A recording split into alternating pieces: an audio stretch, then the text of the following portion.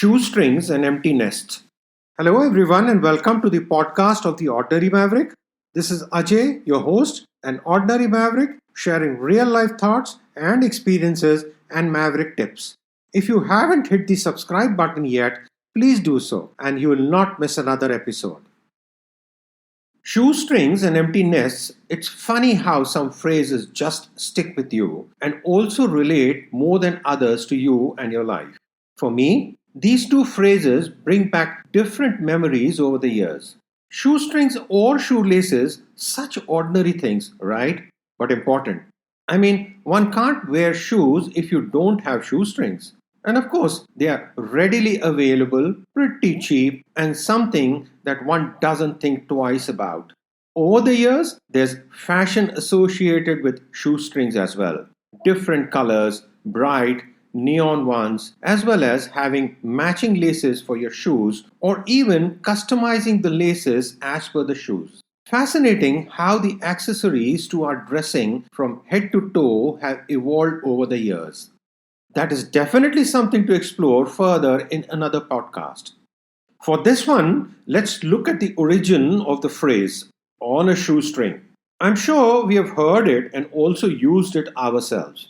Mostly in the context of money, like we did this vacation on a shoestring budget, or this business was started on a shoestring budget. Well, where did it all come from?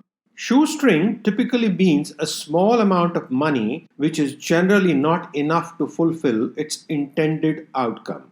And the term used in budgeting processes is shoestring budget. And here's another term, bootstrapping.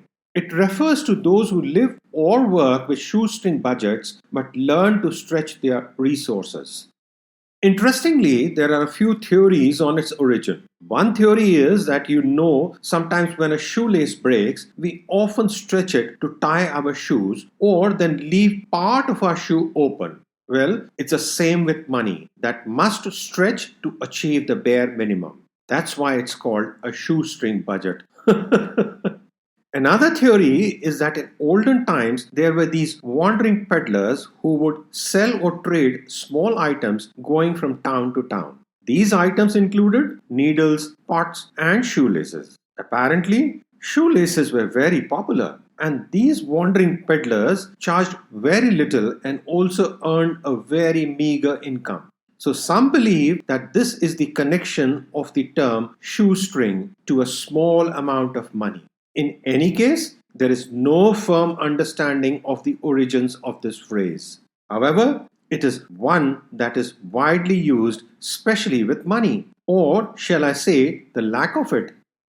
Well, it reminds me of the time when I was starting out in life, first job, not much savings, trying to buy a house.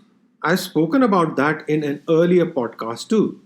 But we pretty much lived on a shoestring budget at the time. And when we got married and went on our honeymoon, well, that was a honeymoon on a shoestring. Let me share some tips that worked for us. It's pretty much a standard practice all over the world for newlyweds to go off someplace, and it's called a honeymoon. There's a story there too on its origins, but let's get back to our discussion about shoestrings. At the time, we very much wanted to go for a holiday, a vacation, popularly known as the honeymoon after our wedding. The only problem was we were working off a shoestring budget. But let me tell you, we ended up having the most beautiful, to be envied honeymoon, and yes, it was pretty much on a shoestring. Now, what did we do?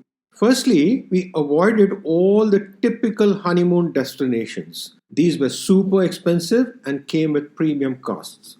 We both loved beaches, the oceans, so we opted for a lesser known place by the sea. Secondly, instead of the 5 and 7-star properties and hotels, we explored the state-run properties and came across a true gem. It was the summer palace of the ruling dynasty at one time, right on the beach. The government properties typically had the best locations, and we were super lucky to get a suite there at fantastic rates. Well, within our shoestring budget. The property was a recently acquired one, so not that well known. In fact, when we arrived there, we were the only guests. It was just perfect. Imagine just in this magnificent, huge palace in their best room overlooking the sea.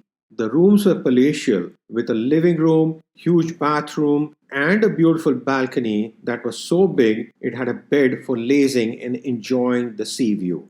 We got royal treatment considering we were the only guests there. And I have to admit, it was one of our most memorable holidays. Of course, it was our honeymoon too. I guess this experience has remained with us, and we always look for the off beaten track kind of places to visit and stay, and we have never been disappointed.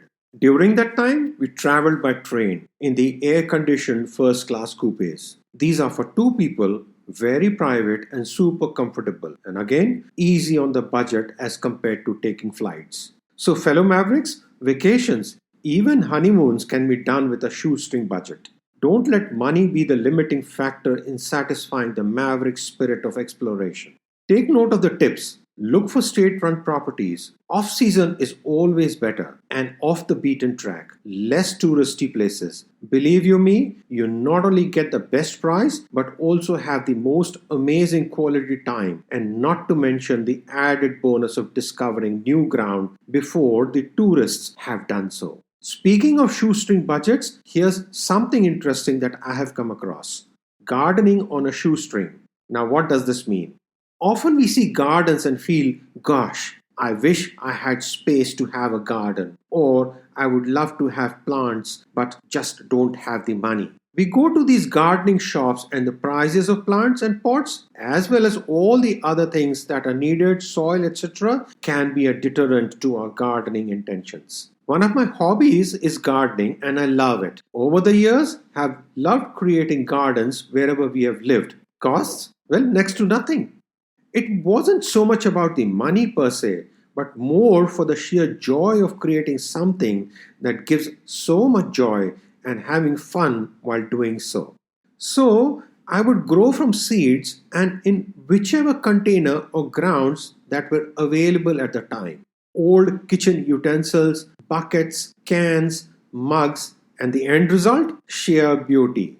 Cost? Shoestrings. In fact, our chili plants in South Africa gave us so many chilies, hundreds in fact, that we never ever needed to buy chilies from the market all through our time there. If you haven't tried your hand at gardening yet, and if by any chance it's the cost that's making you pause, well, take that out of your mind. It's very much possible to have a garden paradise on a shoestring budget. I know that from experience. So, coming to the other phrase, empty nest. Well, actually, there are three things: the empty nest, the empty nesters, and the empty nest syndrome, all very much interlinked.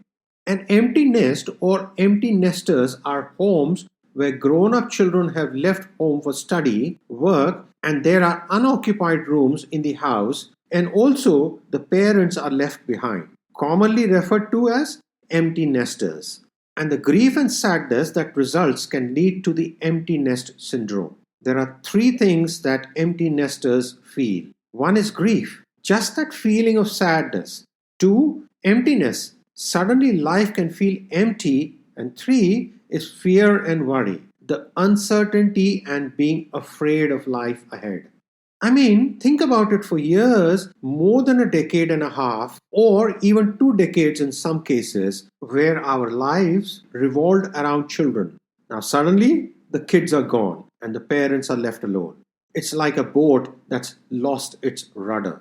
I have experienced it. Both me and my wife became empty nesters some years back. And while some may get a few years between children leaving home, in our instance, we only had a year. It was back to back and our nest was empty.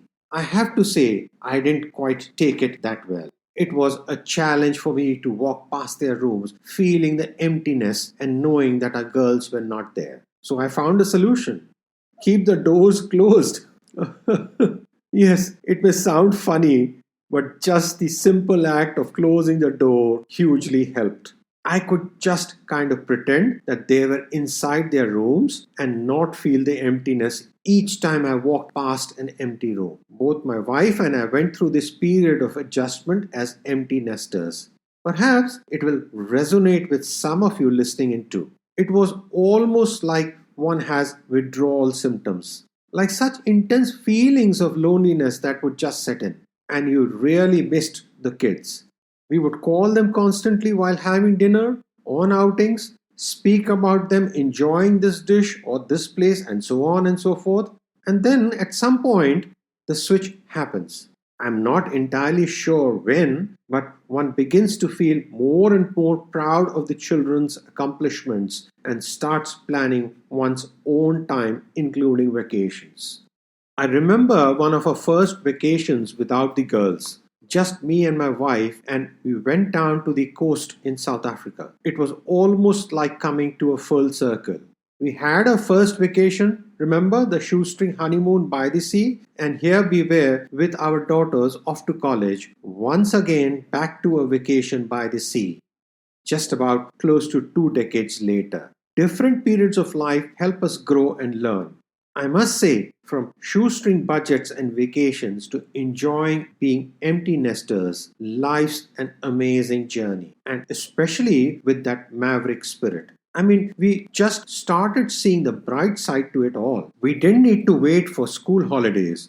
No need to worry about only starting holidays on weekends as kids had school during the week and so on. All of a sudden, we could just take off whenever we felt like it, wherever we felt like it. And guess what? Being experts at shoestring vacations helped immensely. We didn't even burn big holes in our pockets. So, fellow Mavericks, remember the third component of the Maverick formula, falling forward. Well, always fall forward regardless of the setbacks, the empty nests that can many a time throw one off course. So here's to marching forward and, of course, enjoying the march. Do keep writing your comments and sharing your feedback at theordinarymaverick@gmail.com and follow me on Instagram, #theordinarymaverick. I love hearing from you. This is Ajay signing off and wishing you have an amazing day, a super amazing year. Stay well, keep safe. Credits. This podcast series was put together as a team effort from the Bhardwaj family. Concept, design, title, researchers and reviewers Ajay, Sanjana, Avantika and Niharika Bhardwaj. Script, Sanjana. Cover design, Niharika. All rights reserved.